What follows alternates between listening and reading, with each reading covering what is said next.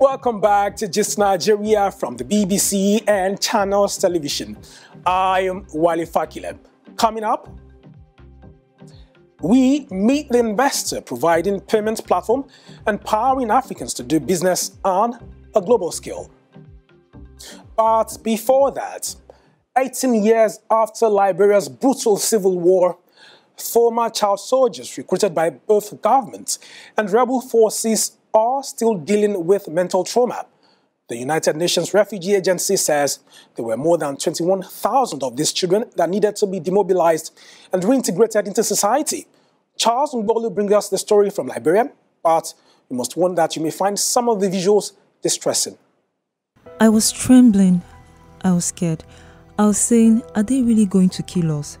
When they shot me, I fell and all the dead bodies were on me. When I woke, I found myself in hospital. For 53-year-old Victoria Duo, it's a nightmare relived every day, a horrible dream she may never wake up from. The attack on her home happened 10 days into the war. Her husband was brutally murdered. Her son, who was 12 years old at the time, was shot in the leg, which had to be amputated. But mental trauma from the war wasn't just faced by victims alone. This young man, whose name we've changed to Ezekiel to protect his identity, fought in the war as a child soldier. His words have been voiced by an actor. We were forced to take hard drugs, and this gave us the courage to do the things we did. I took away mothers. I took away fathers. The stigma was heavy. Nobody wanted to come around me. People hated me because of what I did.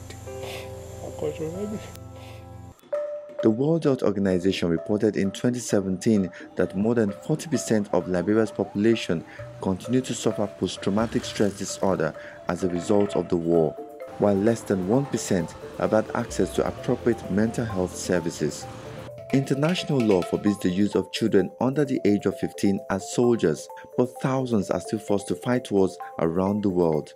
In Nigeria's northeast, Boko Haram forcefully used children, some as young as 8 years old, for suicide missions. But in Liberia, a group called the Trauma Healing and Reconciliation Project gives ongoing support to victims of the war and former child soldiers. Ezekiel knows this firsthand because his biggest motivation to overcome his trauma has come from his ability to forgive himself and to come face to face with victims like Victoria.